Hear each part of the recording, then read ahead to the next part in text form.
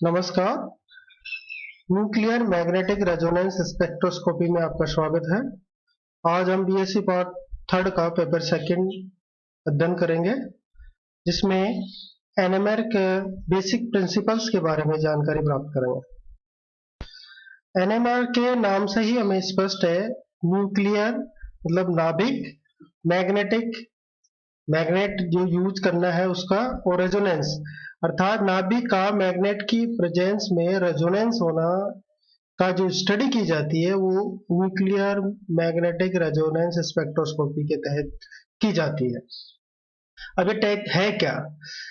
NMR is a spectroscopic technique which is based on the absorption of electromagnetic radiation in the radio frequency region 4 to 900 megahertz by nuclei of the atom। इसका मतलब है कि NMR एक ऐसी technique है जिसमें molecule का atom की नाभिक रेडियो फ्रीक्वेंसी को एब्जॉर्ब करती है, और अगर उस न्यूक्लियस को मैग्नेटिक फील्ड में रख दिया जाता है तो उसके एनर्जी लेवल में स्प्लिटिंग होगी और यह रेडिएशन एब्जॉर्ब करके रेजोनेंस करेगी। इसलिए जिसके द्वारा हमें एक स्पेक्ट्रा प्राप्त होता है, और उस स्पेक्ट्रा के द्वारा हमें न्यूक्लियस की प्रकृति की जानकारी होती है, अर्थात किस तरह की न्यूक्लियस है, हाइड्रोजन न्यूक्लियस है, कार्बन न्यूक्लियस है, फ्लोरीन न्यूक्लियस है। इस तरीके से हमें न्यूक्लियस की जानकारी प्राप्त होती है। साथ ही उसके चारों तरफ का एनवायरनमेंट अर्थात केमिकल एनवायरनमेंट कैसा है, इसकी हमें एनएमआर के द्वारा जानकारी प्राप्त होती है। अब हमने देखा कि इसमें इलेक्ट्रोमैग्नेटिक रेडिएशन का एब्जॉर्प्शन होता है, तो इलेक्ट्रोमैग्नेटिक रेडिएशन का एक सामान्य जानकारी प्राप्त करते हैं। इसमें देखिए, इलेक्ट्रोमैग्नेटिक रेडिएशन गामा से शुरू होके लो रेडियो वेव्स तक जाती है, लो रेडियो वेव पर समाप्त होती है, और अलग अलग जो रेज है इसकी, उसका अलग अलग एप्लीकेशन है, अलग अलग स्पेक्ट्रोस्कोपी में इसका यूज होता है। जैसे यूवी में यूवी रेज, आईआर स्पेक्ट्रोस्कोपी में माइक्रोवेव स्पेक्ट्रोस्कोपी। इसी तरीके से यहाँ पे जो पढ़ रहे हैं उसमें रेडियो फ्रिक्वेंसी यूज आ रही है। यहाँ पे ये मैक्सिमम एनर्जी को रिप्रेजेंट करती है, ये मिनिमम एनर्जी को रिप्रेजेंट करती है। यहाँ पे देखिए फ्रीक्वेंसी इधर बढ़ रही है, इसका मतलब एनर्जी ज्यादा है, और एनर्जी इधर कम है। इधर इंक्रीज द वेवलेंथ बढ़ रही है, इसका मतलब एनर्जी कम है, और यहाँ पे एनर्जी ज्यादा है। इसकी एनर्जी एच ई बराबर एच म्यू के द्वारा कैलकुलेट कर सकते हैं। इसका एनर्जी रिलेशन है, जहाँ पे एच प्लांक कांस्टेंट है, mu frequency, C velocity of radiation, mu bar wave number, और लैम्डा वेवलेंथ को रिप्रेजेंट करता है।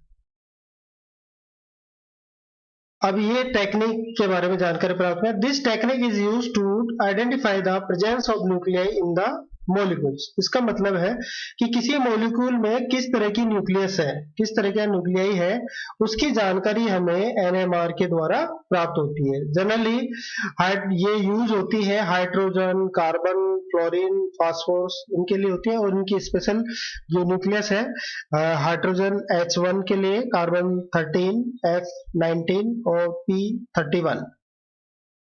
एनएमआर एक्टिव न्यूक्लियस अर्थात यहाँ पे देखिए कुछ स्पेसिफिक न्यूक्लियस ही लिखी हुई है जो एनएमआर एक्टिव है। तो एनएमआर एक्टिव क्यों, कौन सी न्यूक्लियस होगी, कौन सी नहीं होगी, इसकी हमें जानकारी होनी चाहिए।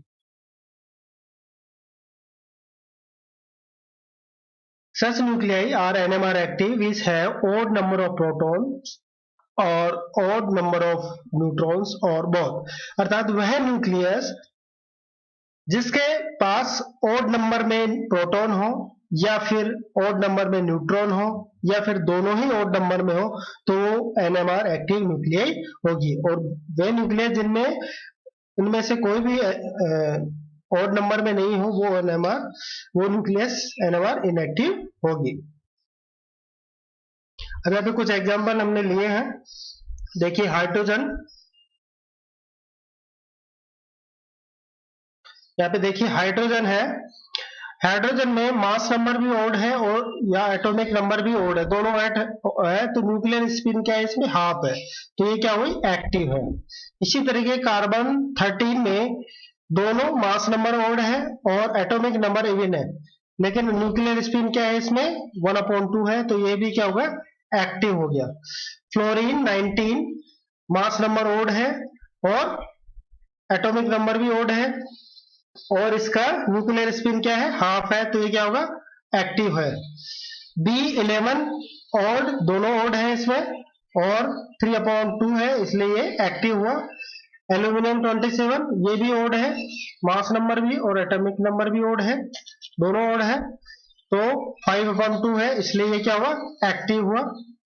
अभी अभी देखिए कार्बन 12, यहाँ पे कार्बन क्या है, 13 है, यहाँ पे कार्बन 12 है, तो कार्बन 13 में मास नंबर ओड है और एटॉमिक नंबर इवन है और स्पिन नंबर हाफ हो गया इसका। इसी तरीके से कार्बन 12 में देखिए दोनों क्या हो गए, इवन हो गया और इसका स्पिन क्या हो गया, 0, और स्पिन 0 है, इसलिए क्या हो गया, इनएक्टिव हो गया, अर्थात कार्बन 12 कार्बन 12 NMR इनएक्टिव हुआ। इसी तरीके से ऑक्सीजन 16, इसमें दोनों इवन है, तो ये क्या हो गया, 0 है स्पिन इसका, इसलिए इनएक्टिव हुआ। नाइट्रोजन 14 मास नंबर इवन है, एटॉमिक नंबर ओड है और स्पिन इसका 1 है। इसी तरीके से H हाइड्रोजन 2 ये इवन है, मास नंबर और एटॉमिक नंबर ओड है और इसमें भी स्पिन क्या हो गया, 1 हो गया। इन दोनों में स्पिन क्या है, 1 है। ये IR NMR एक्टिव तो होते हैं परंतु यूजफुल इंफॉर्मेशन हमें नहीं दे पाते, अर्थात न्यूक्लियस की पूरी जानकारी हमें प्राप्त नहीं हो पाती, अर्थात इनकी स्टडी NMR में नहीं होती। तो NMR में स्टडी जो होती है वो ऐसी स्पिन की होती है जो इस तरीके से रिप्रेजेंट होता है, अर्थात जिसमें एटॉमिक नंबर, मास नंबर क्या हो, ओड हो।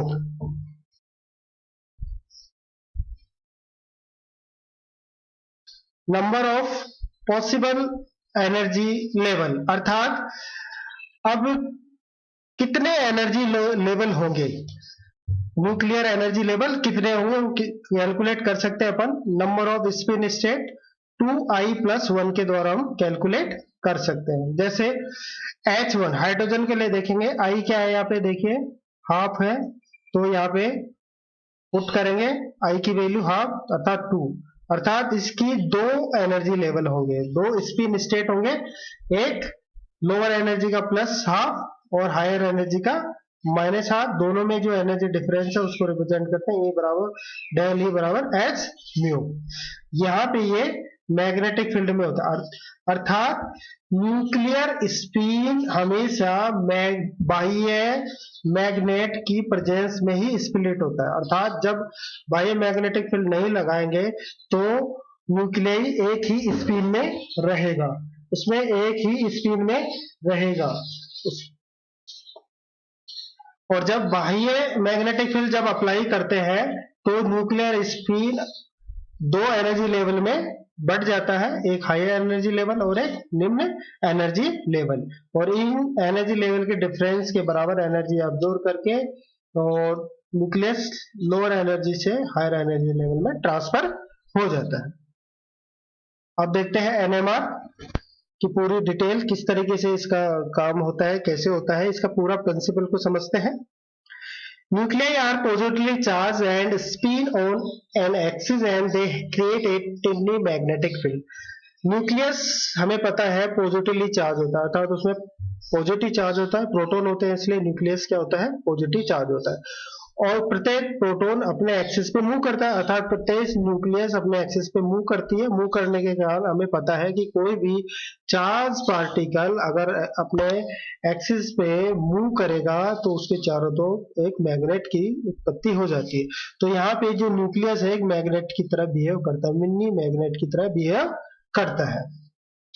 Normally, these tiny bar magnet are randomly oriented in the space. अब यहाँ पे देखिए ये मूव कर रहा है न्यूक्लियाई, और जब कोई भी बाह्य मैग्नेटिक फील्ड नहीं लगाया, तो हर न्यूक्लियस रैंडमली कोई क्लॉकवाइज मूव कर रहा है, कोई एंटी क्लॉकवाइज मूव कर रहा है, रैंडमली मूव करते रहते हैं। These nuclei placed between the plates of a powerful magnet, spinning nuclei will align with or against the applied field and creating a energy difference।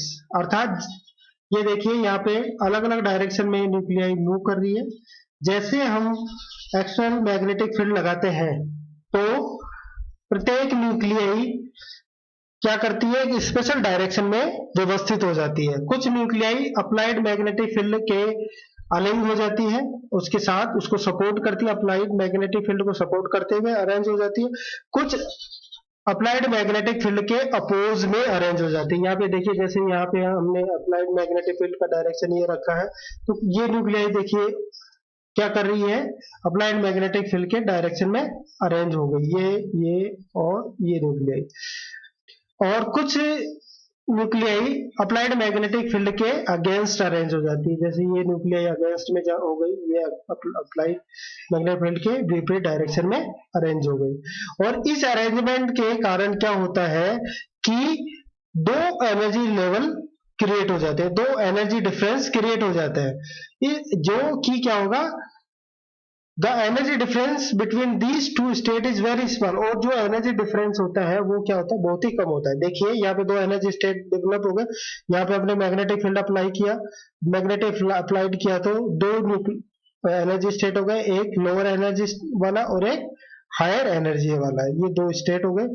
Lower energy का spin applied magnetic spin के अलिंग में होता है, के मतलब के साथ होता है, और higher energy level applied magnetic field के अपोजिट होता है।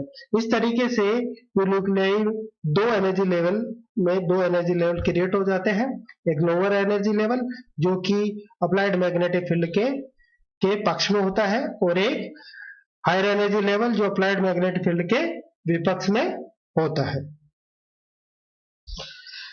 अब ये जो एनर्जी डिफरेंस है ये अप्लाइड मैग्नेटिक फील्ड के अमाउंट के ऊपर निर्भर करता है।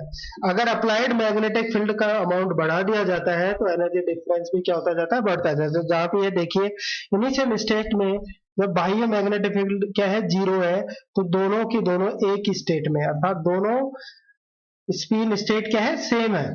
जैसे आपने अप्लाइड मैग्नेटिक फील्ड अप्लाई किया बाहर की तरफ से, तो ये देखिए एक हायर एनर्जी का हो गया, एक लोअर एनर्जी का, एनर्जी स्टेट क्या हुआ, डेवलप हो गया। ये देखिए ये अपोज कर रहा है अप्लाइड मैग्नेटिक फील्ड का, अप्लाइड मैग्नेटिक फील्ड क्या है, ये इस तरीके से है ऊपर की तरफ, ये अपोज कर रहा है तो हायर एनर्जी लेवल में तब्दील हो गया, और ये अपोज कर रहा है, ये अपोज कर रहा है तो हायर एनर्जी लेवल में तब्दील हो गया, और ये उसके पक्ष में है तो लोअर एनर्जी लेवल में तब्दील हो गया। इस तरीके से दो energy level, spin energy level हमें प्राप्त हो जाते हैं। जैसे जैसे हम अप्लाइड मैग्नेटिक फील्ड बढ़ा रहे हैं तो देखिए यहाँ पे एनर्जी लेवल क्या होता जा रहा है, बढ़ता जा रहा है, एनर्जी लेवल बढ़ता जाता है। The energy difference between these two nuclear spin state corresponding to radio frequency। और ये जो एनर्जी डिफरेंस होता है, ये जो एनर्जी डिफरेंस है ये किसके अकॉर्डिंग होता है, रेडियो फ्रीक्वेंसी। अर्थात ये एनर्जी डिफरेंस अमाउंट क्या होता है, बहुत कम होता है, तो ये इस जो अमाउंट है एनर्जी का वो रेडियो फ्रीक्वेंसी में एग्जिस्ट करता है। Now use the radio frequency. अब रेडियो फ्रीक्वेंसी को यूज करेंगे, अर्थात इसको में रेडियो फ्रीक्वेंसी डालेंगे, फिक्स इट्स वैल्यू, और इसकी वैल्यू को क्या कर देंगे, फिक्स कर देंगे। The magnetic field is change, और अब क्या करेंगे, मैग्नेटिक फील्ड को चेंज करेंगे अंटिल द डेल ई, अर्थात energy difference between the nuclear spin and energy of radio frequency क्या हो जाए, सेम हो जाए, तब तक इसमें अप्लाई करते हैं। When the energies match, the energy is absorbed and nuclei can be changed spin state, और न्यूक्लियर अपनी स्पिन स्टेट करेगा, एनर्जी एब्जॉर्ब करते ही लोअर एनर्जी स्टेट स्पिन से हायर एनर्जी स्पिन में ट्रांसफर हो जाएगा।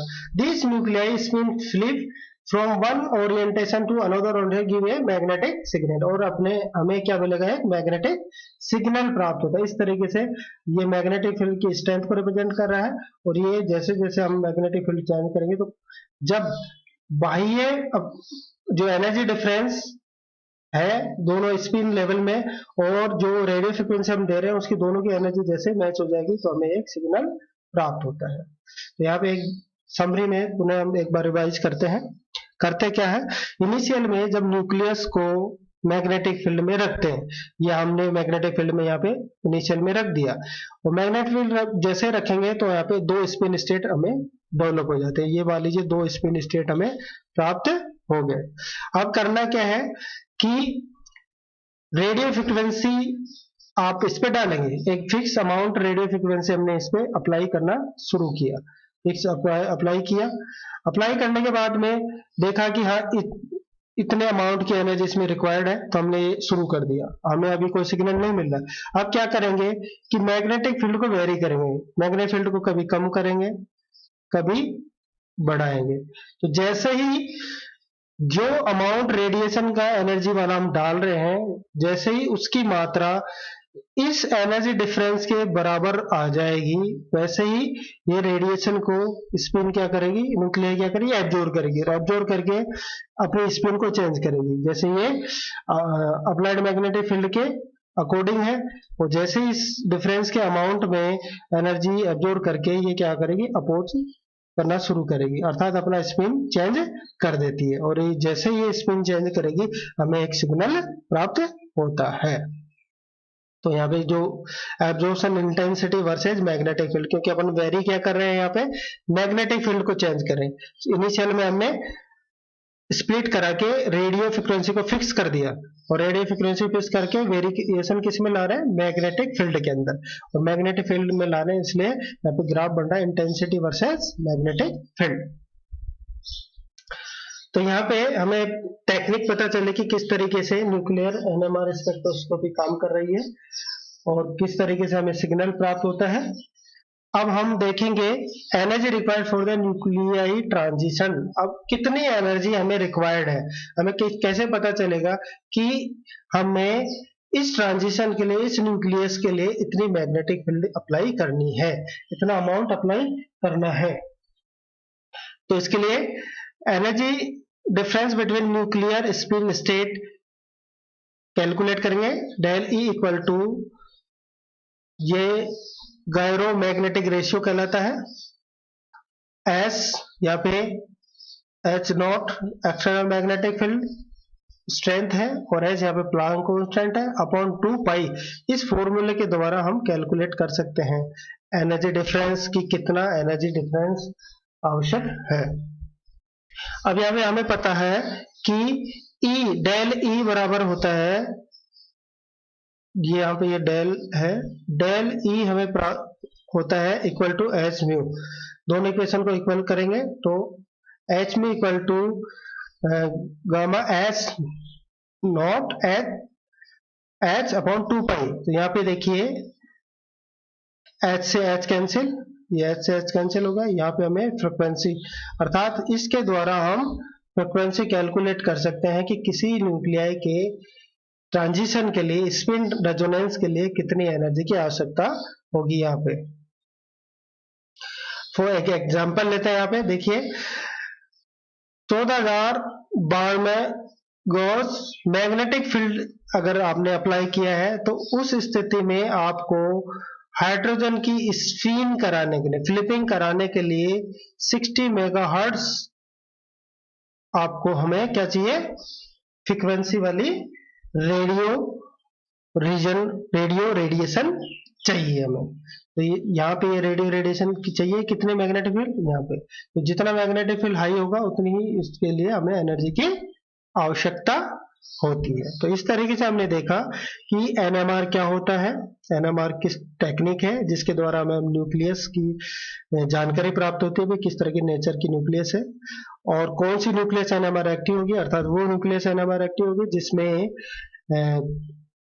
एटॉमिक प्रोटॉन या न्यूट्रॉन या दोनों ही क्या हो, ऑड में हो, और किस तरीके से एनएमआर टेक्निक काम करती है। इसमें एनएमआर टेक्निक हमें पता है न्यूक्लियस मैग्नेटिक की तरह काम होती है और हमें उसे मैग्नेटिक फील्ड में रखना है, जिसके द्वारा वो दो स्पिन एनर्जी लेवल में स्प्लिट हो जाएगी और रेडियो फ्रिक्वेंसी जैसे ही देंगे तो वो एनर्जी एब्जॉर्ब करके लोअर स्पिन स्टेट से हायर एनर्जी स्टेट में ट्रांजिट करती है, जिससे हमें एक सिग्नल प्राप्त होता है। और उस सिग्नल की आधार पर इंटेंसिटी, उसके स्प्लिटिंग के आधार में हमें न्यूक्लियस की प्रकृति की जानकारी मिलती है, न्यूक्लियस के बारे में जानकारी मिलती है और उसके चारों तरफ के एनवायरनमेंट के बारे में जानकारी प्राप्त होती है। एचएनएमआर होता क्या है?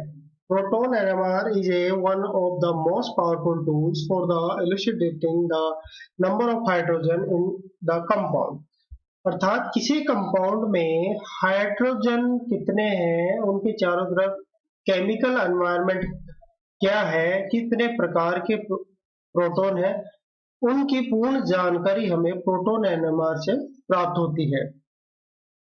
प्रोटॉन एनएमआर के अंदर हमें कुछ विशेष पॉइंट्स का अध्ययन करना होता है, जिसके द्वारा हमें प्रोटॉन की संख्या, प्रोटॉन के चारों तरफ केमिकल एनवायरनमेंट कैसा है और किसी प्रोटॉन के नेबर में पास में कार्बन जो है उसके साथ और किस तरह का ग्रुप जुड़ा हुआ है, किस तरीके का प्रोटॉन लगा हुआ है, इनकी पूर्ण जानकारी हमें प्रोटॉन एनएमआर से प्राप्त होती है।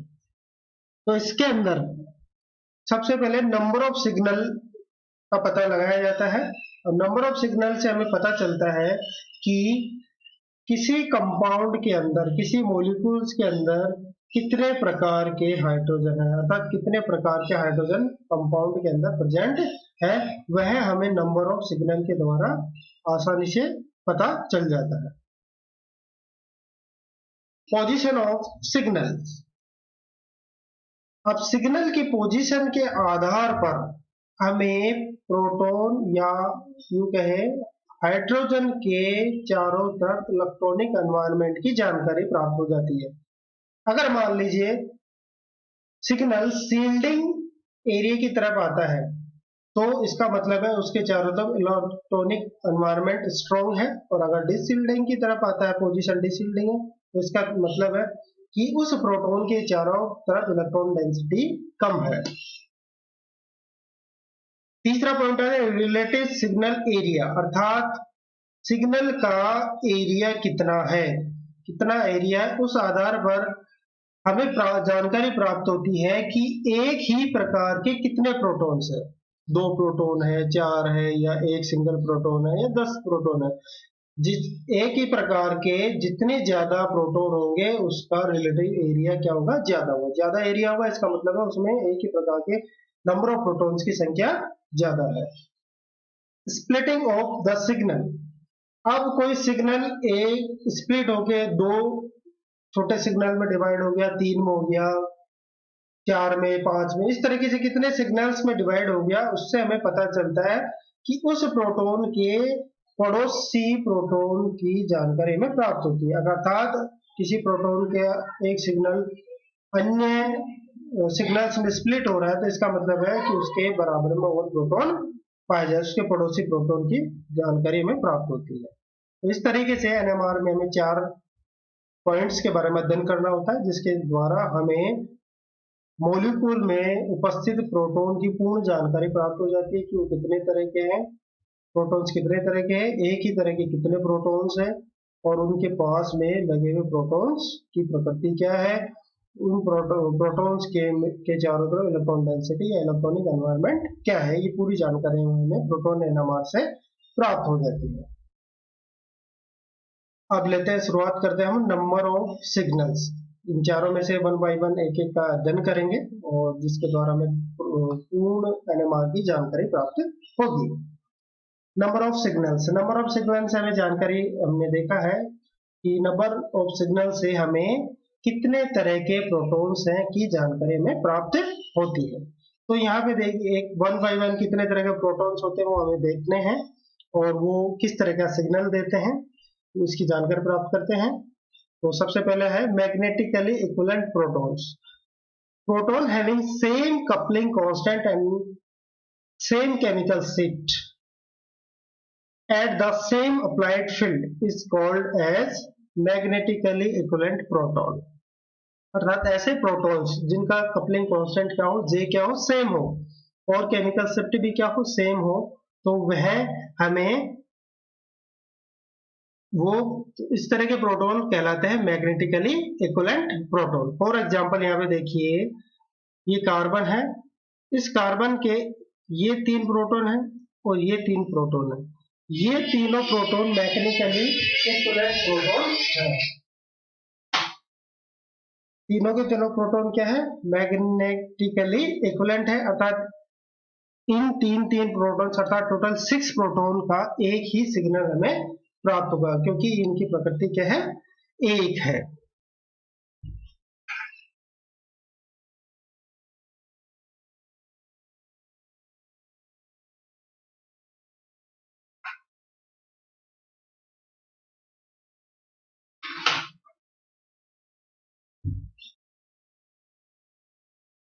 दूसरा एग्जांपल लेते हैं। अब यहाँ पे देखिए, रेड कलर के जितने भी प्रोटॉन्स है वो मैकेनिकली इक्विवेलेंट प्रोटॉन है, अर्थात ये चारों प्रोटॉन एक ही सिग्नल रिप्रेजेंट करेंगे। इसी तरीके से ये 3 प्रोटॉन और ये 3 प्रोटॉन, टोटल 6 प्रोटॉन, ये मैकेनिकली इक्विवेलेंट प्रोटॉन है, अर्थात ये 6 के 6 प्रोटॉन एक अलग सिग्नल देंगे, अर्थात यहाँ पे हमें 2 सिग्नल प्राप्त होंगे। तो इन 4 प्रोटॉन्स का एक सिग्नल मिलेगा और इन 6 प्रोटॉन्स का हमें एक सिग्नल प्राप्त होगा। Chemically equivalent protons, proton having exactly similar environment in stereochemical formula, अर्थात स्टीरियोकेमिकली फॉर्मूला है किसी कंपाउंड का और उसमें दोनों के दोनों जो प्रोटॉन्स है वो क्या हो, एग्जैक्टली सिमिलर एनवायरमेंट, दोनों का एनवायरमेंट क्या हो, बिल्कुल सेम हो, तो कहलाता है केमिकली इक्विवेलेंट प्रोटॉन्स। अब यहाँ पे देखिए, 3 प्रोटॉन ये है और 3 प्रोटॉन, रेड कलर के प्रोटॉन का एक पेयर दिखाई दे रहा है हमें। अब देखिए, इस प्रोटॉन का ये है कार्बन से जुड़ा हुआ है, कार्बन से जुड़ा हुआ है, इसके यहाँ पे एक प्रोटॉन है, तो इसके यहाँ भी एक प्रोटॉन है, ये भी CH3 ग्रुप के साथ लगा हुआ है, ये भी CH3 ग्रुप है, दोनों CH3 ग्रुप एक कार्बन से जुड़े हुए हैं जिसका डबल बॉन्ड है, अर्थात दोनों के दोनों जो ग्रुप है हाइड्रोजन के, प्रोटॉन के, दोनों के दोनों सेम एनवायरमेंट है। इस तरीके से प्रोटॉन जो ब्लू कलर के दिखाई दे रहे हैं दोनों प्रोटॉन, इनका भी एनवायरमेंट क्या है, बिल्कुल सेम है, क्योंकि ये ऐसे दोनों प्रोटॉन एक ऐसे कार्बन से जुड़े हैं जो कार्बन डबल बॉन्ड से जुड़ा हुआ है, इसके पैरेलल भी हमारे पास एक CH3 ग्रुप है, इसके पैरेलल भी एक CH3 ग्रुप है, तो इन दोनों का भी एनवायरमेंट बिल्कुल सेम है, अर्थात ये दोनों केमिकली इक्विवेलेंट प्रोटॉन हो गए। तो यहाँ पे ये दोनों प्रोटॉन एक सिग्नल देंगे और ये 6 प्रोटॉन एक सिग्नल देंगे, तो टोटल हमें यहाँ पे 2 सिग्नल प्राप्त होंगे। 3 colored protons are chemically non equivalent। अब यहाँ पे देखिए, इक्विवेलेंट जो हमने पहचान लिया, भाई इक्विवेलेंट कैसे पहचाना, अगर नॉन इक्विवेलेंट है तो उसको भी पहचानना हमें आना चाहिए। तो नॉन इक्विवेलेंट पे देखिए, एक प्रोटॉन ये है जो ब्लू कलर का है, जो एक ऐसे कार्बन से जुड़ा हुआ है जो डबल बॉन्ड से जुड़ा हुआ है। सिमिलरली ये भी एक ऐसे कार्बन से जुड़ा हुआ है जो डबल बॉन्ड से जुड़ा, अर्थात एक चीज इनमें कॉमन हो गई। अब यहाँ पे देखिए, इसके पैरेलल CH3 ग्रुप है, लेकिन इसके पैरेलल क्या है, Cl ग्रुप है, तो इन दोनों का केमिकली एनवायरमेंट क्या है, सेम नहीं हुआ, क्योंकि इसके पैरेलल हमें CH3 ग्रुप है, इसकी अलग प्रकृति होगी और इसकी प्रकृति अलग होगी, तो यहाँ पे दोनों का केमिकल एनवायरनमेंट क्या होगा, दोनों, तो एक सिग्नल ये देगा, एक सिग्नल हमें इसका प्राप्त होगा। इसी तरह CH3 वाला ये प्रोटॉन है, तो ये ऑलरेडी डिफरेंट दिखाई दे रहा हमें, यहाँ पे देखिए H से जुड़ा हुआ पैरेलल H है, इधर CH3 है स्टीरियो में, तो यहाँ पे ये अलग होगा, तो ये तीनों प्रोटॉन एक सिग्नल देंगे, एक सिग्नल इसका मिलेगा और एक सिग्नल हमें इसका मिलेगा, तो हमें टोटल 3 सिग्नल इससे प्राप्त होंगे, क्योंकि ये तीनों के तीनों प्रोटॉन क्या है, केमिकली नॉन इक्विवेलेंट है। अब देखिए, और एक और एग्जांपल ले रहे हैं हम यहाँ पे पता लगाने के लिए कि केमिकली इक्विवेलेंट है या नॉन इक्विवेलेंट है। यहाँ पे देखिए, ये एक हमें रिंग है साइक्लोप्रोपेन की, साइक्लोप्रोपेन रिंग के ऊपर की तरफ देखिए, रिंग के ऊपर की तरफ एक प्रोटॉन ये है, एक प्रोटॉन ये है, और इनके पैरेलल हमें CH3 है और ये CH3 है। ठीक है, इनके नीचे प्रोटॉन है और इनके नीचे भी प्रोटॉन है, अर्थात ये प्रोटॉन एक तरफ से CH3 से गिरा हुआ है, दूसरी तरफ नीचे की तरफ H से गिरा हुआ है।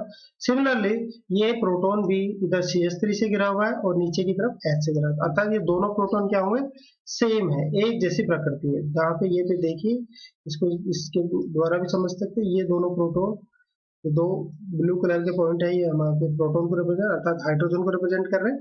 ये दोनों प्रोटॉन है। नीचे की तरफ देखिए, ये दोनों दो अलग अलग प्रोटॉन से घिरे हुए हैं और उनके पैरेलल देखिए, ये क्या है, CH3 है, ये क्या है, CH3 को रिप्रेजेंट करते हैं, अर्थात इनका जो एनवायरमेंट है, देखिए इन दोनों प्रोटॉन का एनवायरमेंट बिल्कुल सेम है, एक तरफ CH3 है, नीचे की तरफ यहाँ पे HH है। तो ये दोनों प्रोटॉन एक तरह के हो गए, अर्थात इन दोनों प्रोटॉन से हमें एक सिग्नल प्राप्त होगा, अर्थात 2 प्रोटॉन 1 सिग्नल। अब यहाँ पे ये देखिए, ये CH3 है, इसमें 3 प्रोटॉन है, तीनों के तीनों ये नीचे की तरफ H से है और ऊपर की तरफ दोनों तरफ HH है, अर्थात ये तीनों एक तरह से होंगे, तो एक सिग्नल हमें इससे प्राप्त होगा, अर्थात 3 प्रोटॉन 1 सिग्नल। अब देखिए यहाँ पे, ये प्रोटॉन, दो प्रोटॉन है जो ऊपर की तरफ दो अलग अलग प्रोटॉन से घिरे हुए हैं, और नीचे की तरफ, रिंग के नीचे की तरफ हमें ये अलग प्रोटॉन दिखाई दे रहा है। अब इन दोनों में यही डिफरेंस है, ऊपर के दोनों प्रोटॉन में और नीचे के प्रोटॉन को डिफरेंशिएट इस तरीके से करेंगे, ऊपर के दोनों प्रोटॉन के पैरेलल हमें CH3 ग्रुप दिखाई दे रहा है और नीचे के दोनों प्रोटॉन के पैरेलल हमें, रिंग के नीचे की तरफ हमें H दिखाई दे रहा है। तो इन दोनों के प्रोटॉन का एनवायरनमेंट इन दोनों प्रोटॉन के एनवायरनमेंट से अलग हुआ, तो ये दोनों प्रोटॉन एक जैसे हुए, तो ये दो प्रोटॉन एक सिग्नल देंगे, और ये बिल्कुल अलग हुआ क्योंकि इसके इधर दो HH है और ऊपर की तरफ CH3 है, ये बिल्कुल अलग हुआ, तो 1 प्रोटॉन 1 सिग्नल। तो हमें ये देखिए 4 सिग्नल मिल रहे हैं, एक सिग्नल ये इन दोनों प्रोटॉन्स का,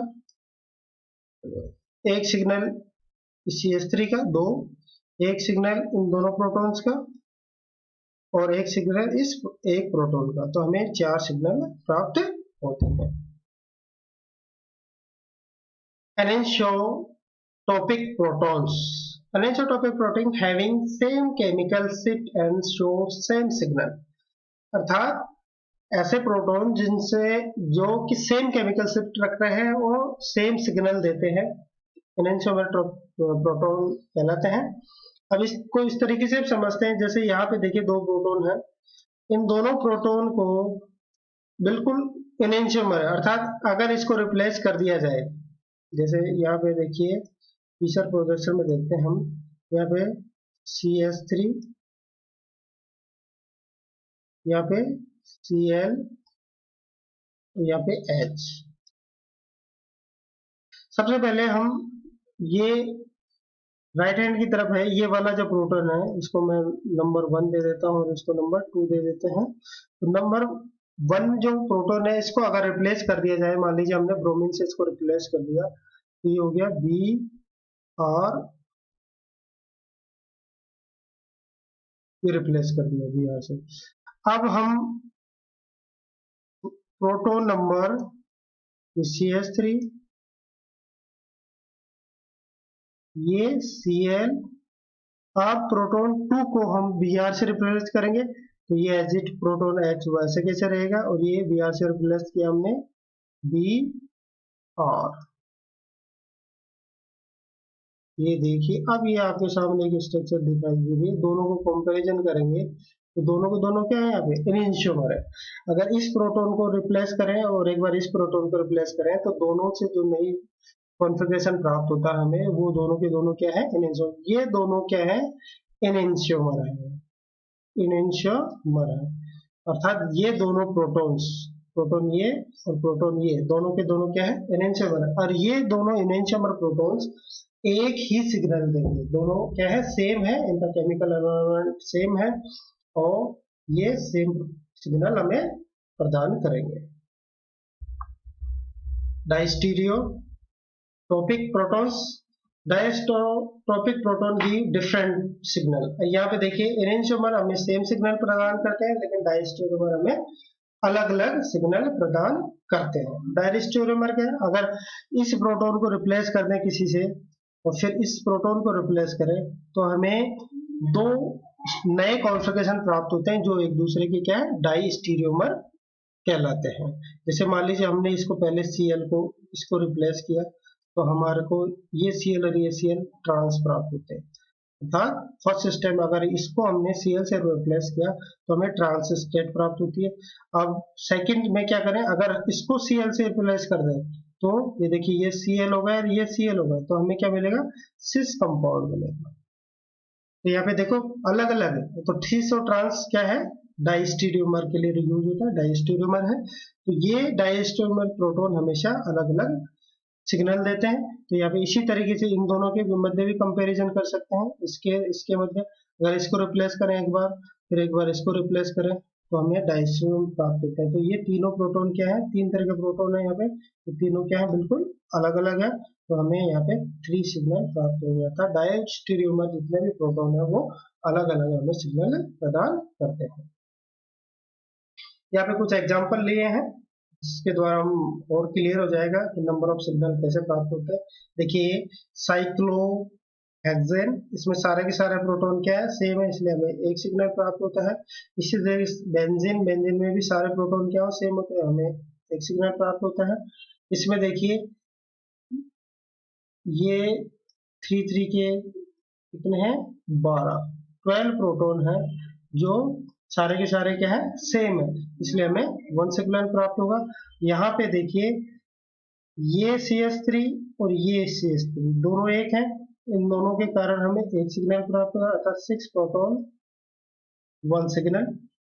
और देखिए ये प्रोटॉन इधर CH3 से है, इधर H से है, ये प्रोटॉन इधर CH3 है, अर्थात ये दोनों सेम हुए। इस तरह के ये दोनों, अर्थात ये चारों एक जैसे प्रोटॉन है, तो 4 प्रोटॉन 1 सिग्नल, तो टोटल कितने, 2 सिग्नल हमें प्राप्त होते हैं। इस तरीके से इसमें देखेंगे, ये इसको इस तरीके से समझेंगे हम। ये यहाँ पे मान लीजिए Br है, यहाँ पे CH3, यहाँ पे CH3 Me लिखा मैंने, तो यहाँ पे भी Me। तो देखिए इसके रेस्पेक्ट में ये तीनों ग्रुप क्या है, बिल्कुल सेम है, बिल्कुल सेम है, अर्थात ये तीनों, इसके 3 प्रोटॉन, इसके 3 प्रोटॉन, इसके 3 प्रोटॉन, अर्थात 6 प्रोटॉन आपस में बिल्कुल, सॉरी 9 प्रोटॉन बिल्कुल क्या है, सेम है। तो ये 9 प्रोटॉन हमें एक सिग्नल हमें प्रदान करते हैं। इसी तरीके से यहाँ पे देखिए ये 2 प्रोटॉन एक जैसे हैं, ये 3 प्रोटॉन एक जैसे, जैसे क्यों, क्योंकि ये 2 प्रोटॉन इधर Br से जुड़े हुए हैं अल्फा पोजीशन से और ये बीटा पोजीशन से, तो इलेक्ट्रोनेगेटिविटी के कारण इन पे इलेक्ट्रॉन डेंसिटी अलग होगी, इन पे इलेक्ट्रॉन डेंसिटी अलग होगी, तो हमें अलग अलग सिग्नल प्राप्त होंगे, अर्थात हमें 2 सिग्नल प्राप्त होंगे। इस यहाँ पे हमें 3 सिग्नल प्राप्त होंगे, ये अल्फा पोजीशन, ये बीटा और ये गामा, तो इलेक्ट्रॉन डेंसिटी तीनों में अलग अलग होगी, तो यहाँ पे हमें 3 सिग्नल प्राप्त होते हैं। यहाँ पे हमें 2 सिग्नल, ये CH3 और ये CH3, अर्थात ये 6H बिल्कुल सेम है जो हमें एक सिग्नल प्राप्त करेंगे, ये H बिल्कुल अलग है जो हमें एक प्रोटॉन अलग है जो हमें अलग सिग्नल प्राप्त करता है, अर्थात 2 सिग्नल हमें प्राप्त होते हैं। यहाँ पे देखिए नया एग्जाम्पल लिया है, यहाँ पे देखिए ये CH3 और बिल्कुल अलग अलग है, तो हमें 1 2 3 4 हमें सिग्नल्स प्राप्त होते हैं, पीक प्राप्त होती है। ये CH3 और ये CH3 एक नहीं है, बिल्कुल अलग है, क्योंकि ये क्या है, अल्फा, ये बीटा पोजीशन का CH3, ये बीटा डैश, ये गामा का CH3, अर्थात इस पे इलेक्ट्रॉन डेंसिटी कम होगी, थोड़ी कम होगी, इस पे बहुत ज्यादा कम होगी, इनके दोनों सिग्नल अलग अलग आएंगे, एक सिग्नल इसका, एक सिग्नल इसका, हमें इस तरीके से 4 सिग्नल प्राप्त होते हैं। अब यहाँ पे देखो सिमेट्रिकली है, ये एक ऐसा दो प्रोटॉन ऐसे हैं जो एक तरफ से CH2 Cl से घिरे हुए हैं, एक तरफ दूसरी तरफ CH2 Cl से घिरे हुए, अर्थात एक तो ये एक तरह का प्रोटॉन हो गया, ये प्रोटॉन दो प्रोटॉन और ये दो प्रोटॉन, ये बिल्कुल सेम होगा क्योंकि ये क्या है, आपस में बिल्कुल सेम है, सिमेट्रिकली है। तो ये CH2 और ये CH2 दोनों चार प्रोटॉन मिला के हमें वन सिग्नल देंगे और दो प्रोटॉन मिला के हमें वन सिग्नल देते हैं। यहाँ पे ये देखिए, ये CH3 है और ये CH2 है, ये Cl से जुड़ा, ये केवल CH3, तो ये दो प्रोटॉन एक अलग अलग हुए, तो ये 3 प्रोटॉन एक सिग्नल और ये एक सिग्नल देगा, और ये जितने भी प्रोटॉन है 4 प्रोटॉन जो बचे हुए मैकेनिकली इक्विवेलेंट है, तो इनके द्वारा हमें एक सिग्नल इनके द्वारा प्राप्त होता है। हमें टोटल कितने सिग्नल प्राप्त होंगे, 3, एक CH3 का वाला CH का, एक दो प्रोटॉन के और एक 4 प्रोटॉन के। और एग्जाम्पल लिए हमने, यहाँ पे देखिए वही अभी जो एग्जाम्पल हमने पढ़ा, ये तीनों प्रोटॉन एक बिल्कुल एक जैसे होंगे, तीन ये तीन ये तीन, अर्थात ये 9 प्रोटॉन एक जैसे, तो इसलिए एक सिग्नल इनका और एक NH2 वाला, तो दो सिग्नल हमें प्राप्त होते हैं। इसी तरीके से देखिए ये CH2 और ये CH2 बिल्कुल सेम है, तो हमें एक सिग्नल प्राप्त होगा क्योंकि ये इधर से भी आर जुड़ा हुआ, इधर से भी आर जुड़ा हुआ। यहाँ पे ये देखिए एक सिग्नल इसका मिलेगा, एक सिग्नल इस प्रोटॉन का मिलेगा, तो टोटल में दो सिग्नल प्राप्त हो गए। यहाँ पे एक सिग्नल इसका, एक सिग्नल इसका, और बाकी मैकेनिकली इक्विवेलेंट प्रोटॉन्स हैं इसके बेंजीन के, वो सारे एक हैं, तो एक सिग्नल बेंजीन का, एक CH2 का, एक CH3 वाले प्रोटॉन्स का मिलेगा, तब 3 सिग्नल हमें प्राप्त हो गए। यहाँ पे देखिए ये CH3, ये CH3 और ये CH3 तीनों क्या सेम है, तो इन 9 प्रोटॉन्स का एक सिग्नल हमें मिलेगा, और एक, दो और ये तीन, तो तीनों प्रोटॉन एक जैसे हैं, तो इन 3 प्रोटॉन्स का एक सिग्नल हमें मिलेगा, तो टोटल कितने मिलेंगे, 2 सिग्नल। यहाँ पे देखिए सिमेट्रिकली क्या है, इक्विवेलेंट है, तो ये CH2 CH3, ये CH2 CH3 बिल्कुल सेम है, तो हमें एक इसका सिग्नल और एक इसका सिग्नल, अर्थात 4 प्रोटॉन एक सिग्नल और 6 प्रोटॉन एक सिग्नल। यहाँ पे देखिए एक सिग्नल हमें इसका मिलेगा, एक इसका, दो प्रोटॉन का, और 3 प्रोटॉन 1 सिग्नल, अर्थात 1, 2 और 3 सिग्नल हमें प्राप्त होते हैं। इसी तरीके से यहाँ पे देखिए 4 सिग्नल हमें मिलेंगे, OH वाले H का एक सिग्नल, CH2 का एक सिग्नल, CH2 एक सिग्नल और CH3 ये 3 प्रोटॉन्स का एक सिग्नल। अब यहाँ पे ये CH2 है, ये भी CH2, लेकिन दोनों क्या होंगे, केमिकली अनइक्विवेलेंट होंगे। क्यों, क्योंकि ये यहाँ पे एक तरफ से CH3 से जुड़ा हुआ, दूसरा ऑक्सीजन से जुड़ा हुआ, इधर ये एक तरफ ऑक्सीजन से जुड़ा हुआ है और दूसरी तरफ CO से जुड़ा हुआ, तो ये पे इलेक्ट्रॉन बहुत ज्यादा कम होगी, तो हमें 4 सिग्नल प्राप्त होते हैं। यहाँ पे देखिए ये क्या है, बिल्कुल सिमेट्रिकल है, ये CH3 और ये CH3 बिल्कुल सेम है, ये CH2 और ये CH2 बिल्कुल सेम है, और ये CH2 और ये CH2 बिल्कुल सेम है, अर्थात हमें कितने सिग्नल मिलेंगे, 1, 2 और 3 सिग्नल हमें प्राप्त होंगे। तो इस तरीके से हमने देखा कि कंपाउंड में की केमिकली इक्विवेलेंट और नॉन इक्विवेलेंट प्रोटॉन के आधार पर कितने सिग्नल हमें प्राप्त होंगे, उस सिग्नल्स के आधार पर हमें ये जानकारी प्राप्त होती है कि किसी कंपाउंड में कितने तरह के प्रोटॉन प्रेजेंट है। जितने ज्यादा तरह के प्रोटॉन होंगे उतने ही ज्यादा हमें सिग्नल की प्राप्ति होती है। पोजीशन ऑफ सिग्नल के बारे में,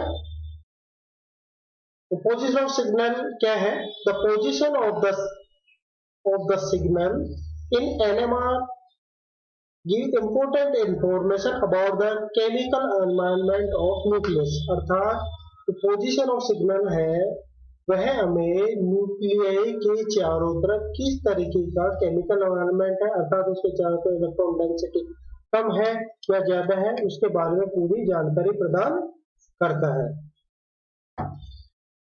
Nuclei of a given type will resonate at different energy depending on the chemical and electronic environment। इसका मतलब कि जो NMR में क्या होता क्या है, NMR में न्यूक्लियाई रेजोनेट करती है, और अगर उसके चारों तरफ अलग अलग दो न्यूक्लियस है और उनके चारों तरफ इलेक्ट्रॉन डेंसिटी या केमिकल एनवायरनमेंट अलग अलग है, तो अलग अलग मैग्नेटिक फील्ड के अंदर वो रेजोनेट करेगा। अगर जिसके चारों तरफ इलेक्ट्रॉन डेंसिटी ज्यादा है उसके लिए ज्यादा मैग्नेटिक फील्ड की आवश्यकता होगी, और जिसके चारों तरफ इलेक्ट्रॉनिक डेंसिटी कम है उसके लिए लेस इलेक्ट्रॉनिक एनवायरनमेंट की आवश्यकता होगी।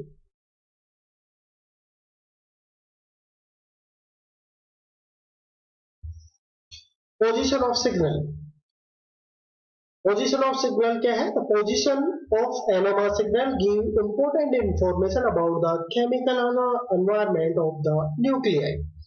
अर्थात किसी न्यूक्लियस के चारों तरफ किस तरीके का केमिकल एनवायरनमेंट है, उसके चारों तरफ किस तरह की इलेक्ट्रॉन डेंसिटीज है, उसकी पूरी जानकारी हमें पोजीशन ऑफ सिग्नल के द्वारा प्राप्त होती है। हम यहाँ पे दो न्यूक्लियस को कंपेयर करके देखते हैं कि दो प्रोटॉन है जिनके एक के चारों तरफ इलेक्ट्रॉन डेंसिटी ज्यादा है और दूसरे के चारों तरफ इलेक्ट्रॉन डेंसिटी कम है। तो जिसके चारों तरफ इलेक्ट्रॉन डेंसिटी ज्यादा है उसके लिए हायर मैग्नेटिक फील्ड की आवश्यकता होगी, अर्थात उसको रेजोनेट करने के लिए हायर एनर्जी की आवश्यकता है। और जिसके चारों तरफ इलेक्ट्रॉन डेंसिटी कम है तो उसके लिए अप्लाइड मैग्नेटिक फील्ड की मात्रा कम होगी। अब ये इलेक्ट्रॉन डेंसिटी क्या प्रभाव डालती है इसके बारे में देखते हैं। हमें पता है कि न्यूक्लियस, हर न्यूक्लियस के चारों तरफ क्या होता है? इलेक्ट्रॉन मूव करते हैं। ये देखिए इलेक्ट्रॉन यहाँ डायग्राम में दिखाई दे रहे हैं, इलेक्ट्रॉन मूव कर रहे हैं। और ये जो इलेक्ट्रॉन मूव करते हैं ये अपने एक्सिस पे भी मूव करते हैं। तो हमें पता है कि कोई भी चार्ज पार्टिकल अगर अपने एक्सिस पे मूव करता है तो उसके चारों तरफ मैग्नेट डेवलप हो जाता है, अर्थात वह अपने आप में एक मैग्नेट की तरह बिहेव करता है। तो यहाँ पे ये देखिए ये न्यूक्लियस है और इसके चारों तरफ इलेक्ट्रॉन मूव कर रहे हैं, तो अर्थात इसके चारों तरफ इलेक्ट्रॉन मूव करने के कारण एक मैग्नेट क्रिएट हो जाता है। The every nucleus seeded by the magnet created by the surrounding moving electron, अर्थात प्रत्येक न्यूक्लियस अपने चारों तरफ इलेक्ट्रॉन के द्वारा प्रोड्यूस मैग्नेट से घिरी हुई रहती है। These electron produce magnetic field oppose the applied magnetic field। अब क्या NMR स्पेक्ट्रा लेना है, तो ये जो इलेक्ट्रॉनिक मैग्नेट होता है जो इलेक्ट्रॉन के द्वारा प्रोड्यूस किया जाता है वह अप्लाइड मैग्नेटिक फील्ड का क्या करता है? अपोज करता है, विरोध करता है। अर्थात अगर इलेक्ट्रॉनिक प्रोड्यूस मैग्नेटिक फील्ड ज्यादा है तो उसके लिए हाई मैग्नेटिक फील्ड की आवश्यकता होगी, जिससे कि न्यूक्लियर एनर्जी लेवल स्प्लिट हो सके। Higher action magnetic field was required for the nuclear resonance in the presence of higher electron density around the nucleus। अर्थात न्यूक्लियस के चारों तरफ इलेक्ट्रॉन के द्वारा प्रोड्यूस मैग्नेट अगर ज्यादा होगा तो उसके लिए ज्यादा मैग्नेटिक फील्ड की आवश्यकता होगी। अब देखते हैं केमिकल शिफ्ट, और यहां हमें पता चल गया कि इलेक्ट्रॉन डेंसिटी किस तरीके से न्यूक्लियर रेजोनेंस को प्रभावित करती है। अब केमिकल शिफ्ट क्या होता है? एक chemical shift is defined as a difference in part per million between the resonance frequency of the observed proton and TMS hydrogen. अर्थात जब एनएमआर स्पेक्ट्रा लिया जाता है तो टीएमएस एक रेफरेंस है, उसके चारों तरफ इलेक्ट्रॉन डेंसिटी हाईएस्ट होती है, तो यहाँ पे टीएमएस 0 वैल्यू रखिए। इसके रेस्पेक्ट में, टीएमएस के रेस्पेक्ट में किसी भी प्रोटॉन का सिग्नल कहाँ आ रहा है वह केमिकल शिफ्ट को रिप्रेजेंट करता है। As the shift is due to the difference in the chemical environment। अर्थात प्रोटॉन के चारों तरफ केमिकल जो एनवायरनमेंट है इसके कारण हमें केमिकल शिफ्ट प्राप्त होती है। अब देखिए NMR spectra is a plot of the intensity of the peak against the chemical shift measured in part per million। अर्थात जो ग्राफ हम खींचते हैं वो जो peak intensity versus chemical shift जिसे कि ppm के द्वारा रिप्रेजेंट किया जाता है। ये देखिए यहाँ पे हमने ग्राफ देखा इंटेंसिटी वर्सेस केमिकल शिफ्ट के मध्य एक ग्राफ है। यहाँ पे TMS एक रेफरेंस है, अर्थात इसके चारों तरफ इसमें जो पाए जाने वाले प्रोटॉन के चारों तरफ इलेक्ट्रॉन डेंसिटी 100% मानते हुए इसकी जीरो वैल्यू रखी गई है। तो जैसे जैसे इस साइड में चलेंगे हम, तो देखिए वैल्यू बढ़ती जा रही है इस तरीके से। तो यहाँ पे देखिए दो हिस्से हो गए, एक ये वाला हिस्सा जिसमें जीरो वैल्यू है ppm में, और एक ये वाला हिस्सा जहाँ पे 10 वैल्यू है, 10 से ज्यादा वैल्यू है। तो ये वाला हिस्सा कहलाता है अपफील्ड हायर मैग्नेटिक फील्ड मोर शिल्डेड, अर्थात इस वाले क्षेत्र में वे पीक आएंगी जिनमें के चारों तरफ प्रोटॉन के चारों तरफ इलेक्ट्रॉन डेंसिटी क्या हो, ज्यादा हो, और इस साइड में उन प्रोटॉन्स के सिग्नल्स प्राप्त होंगे जिनके चारों तरफ इलेक्ट्रॉन डेंसिटी कम होगी। तो यहाँ पे हाई इलेक्ट्रॉन डेंसिटी को वाले कंपाउंड में जो प्रोटॉन होते हैं उनको शील्डेड कहेंगे, और इस साइड में आने वाले सिग्नल जिसके ऐसे प्रोटॉन जिनके चारों तरफ इलेक्ट्रॉन डेंसिटी कम होगी उसको डिसशिल्डेड कहते हैं। इस एरिया को अपफील्ड भी कहते हैं, अर्थात इसमें हायर मैग्नेटिक फील्ड की आवश्यकता होती है क्योंकि ये शील्डेड होता है। इसे डाउन फील्ड भी कहते हैं, और इसके लिए लोअर मैग्नेटिक फील्ड की आवश्यकता होती है क्योंकि इनके चारों तरफ इलेक्ट्रॉन डेंसिटी, न्यूक्लियस के चारों तरफ, न्यूक्लियाई के चारों तरफ इलेक्ट्रॉन डेंसिटी कम होती है। यहाँ पे एक एग्जांपल के द्वारा देखते हैं। देखिए कार्बन के चारों तरफ 3 मिथाइल ग्रुप है, तो हमें देखिए 1 के आसपास मिल रही है, अर्थात यहाँ पे जो प्रोटॉन है उनकी पीक 1 के आसपास प्राप्त होती है। यहाँ पे जो प्रोटॉन है उनकी पीक 3 के आसपास है। ऐसा क्यों? क्योंकि ऑक्सीजन की इलेक्ट्रॉन डेंसिटी क्या ज्यादा होती है, जो कि इलेक्ट्रॉन को अपनी ओर खींच लेता है, और प्रोटॉन की इलेक्ट्रॉन डेंसिटी क्या होगी, कम, तो वो है डाउन फील्ड की तरफ शिफ्ट हो जाता है। केमिकल शिफ्ट कैसे कैलकुलेट करेंगे? फ्रीक्वेंसी ऑफ सिग्नल, किसी भी जो सिग्नल आया उसकी frequency minus frequency of reference. जैसे मान लीजिए यहाँ पे फ्रीक्वेंसी सिग्नल की मान लीजिए 1.2 है और TMS की 0 है, माइनस करेंगे, और स्पेक्ट्रोमीटर फ्रीक्वेंसी जो भी हमने ली है इंटू 10⁶। अब यहाँ पे देखिए दो वर्ड आए हैं, शील्डेड एंड डिसशील्डेड। शील्डेड क्या है और डिसशील्डेड क्या है, इनके बारे में अध्ययन करेंगे। Higher electron density around the nucleus shield the nucleus from the external magnetic field and signal are upfed in the NMR spectra। का मतलब हुआ कि किसी न्यूक्लियस के चारों तरफ अगर हायर इलेक्ट्रॉन डेंसिटी है तो वह न्यूक्लियस उस इलेक्ट्रॉन्स के द्वारा प्रोड्यूस मैग्नेटिक फील्ड के द्वारा क्या हो जाती है, सील्ड हो जाती है, और सील्ड होने के कारण उसका NMR स्पेक्ट्रा लेने के लिए हमें हायर मैग्नेटिक फील्ड की आवश्यकता होगी, और हायर मैग्नेटिक फील्ड की आवश्यकता होगी तो हमारा जो सिग्नल प्राप्त होता है वो हमारा अप फील्ड की तरफ प्राप्त होता है, क्योंकि यहाँ पे मैग्नेटिक फील्ड क्या है, हाई है। यहाँ पे इसे भी लिख सकते हैं, ये मैग्नेटिक फील्ड हाई हो गया, और यहाँ पे मैग्नेटिक फील्ड क्या है, लो है। अब लेकर deshielding, low electron density around a nucleus deshield the nucleus from the external magnetic field and signal are downfield in the NMR spectra।